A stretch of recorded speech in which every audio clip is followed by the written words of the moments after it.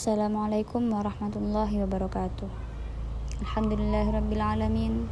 Wassalatu wassalamu ala asyrafil anbiya'i wal mursalin sayyidina wa maulana Muhammadin wa ala alihi wa sahbihi ajma'in. Rabbi syrah li sadri wa yassir li amri wahlul 'uqdatam min lisani yafqahu qawli. Amma ba'da. Yang saya hormati Ustadz Azibur Rahman MAG selaku pembimbing mata kuliah Ulumul Quran.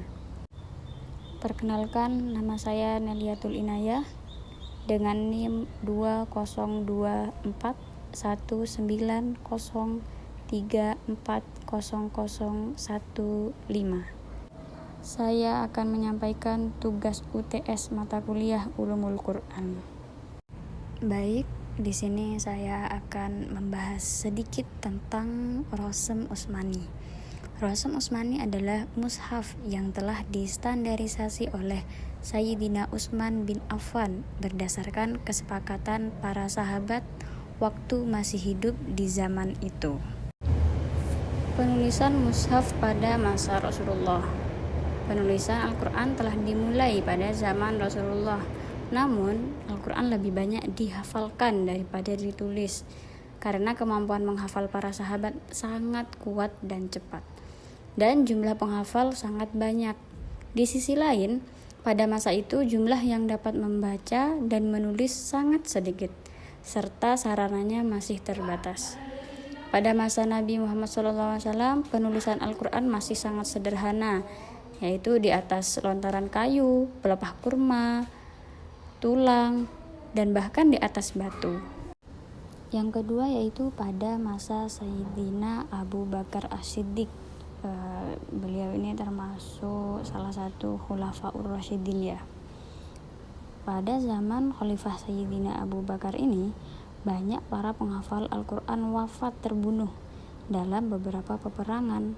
Maka Sayyidina Abu Bakar memerintahkan para sahabat untuk mengumpulkan Al-Quran supaya tidak hilang. Setelah selesainya Perang Yamamah pada tahun 632 Masehi. Nah, yang ketiga ini yang terakhir bahkan pada masa Sayyidina Utsman bin Affan. Terdapat 4 orang panitia pada zaman Utsman bin Affan radhiyallahu an yang mengemban tugas menulis beberapa naskah Al-Quran untuk selanjutnya disebarkan menggunakan penulisan lafal-lafal dan bentuk huruf yang telah disetujui.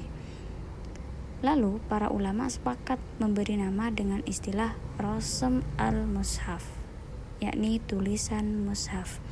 Namun ada pula yang mengaitkan dengan nama Khalifah Utsman bin Affan sehingga menyebutnya dengan Rosem Utsman atau Al-Rosem Al-Utsmani.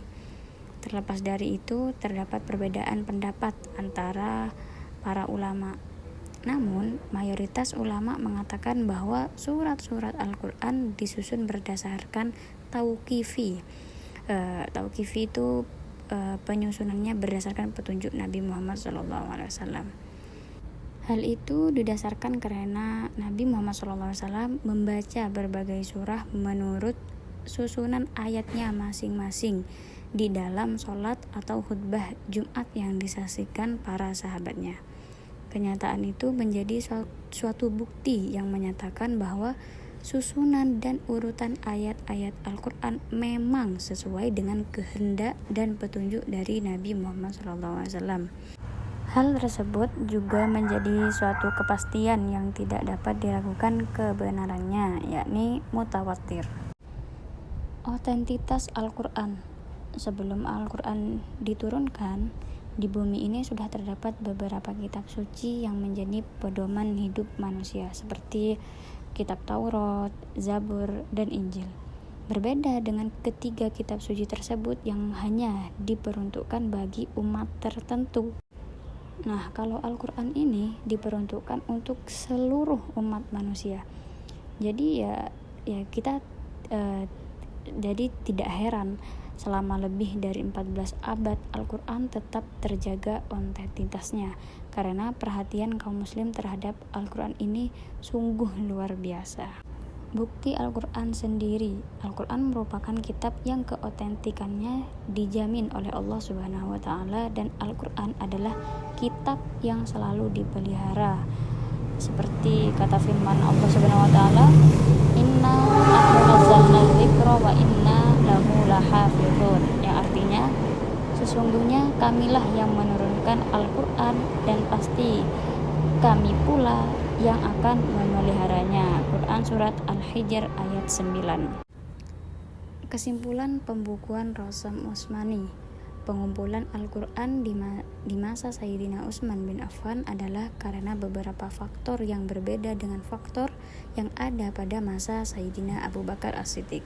Semakin banyaknya negara yang ditaklukkan oleh Sayyidina Umar bin Khattab, semakin beragamlah pemeluk agama Islam. Tujuan utamanya adalah untuk menghindari perbedaan bacaan dan penulisan Al-Quran di berbagai wilayah, sehingga umat Islam dapat memiliki satu mushaf yang beragam dan mudah dibaca. Baik, cukup sekian penyampaian dari saya, Nadiatul Inayah. Mohon maaf apabila ada kata-kata yang kurang berkenan untuk Bapak dosen, ya mohon maaf Ustadz. Baik, saya undur diri. Assalamualaikum warahmatullahi wabarakatuh.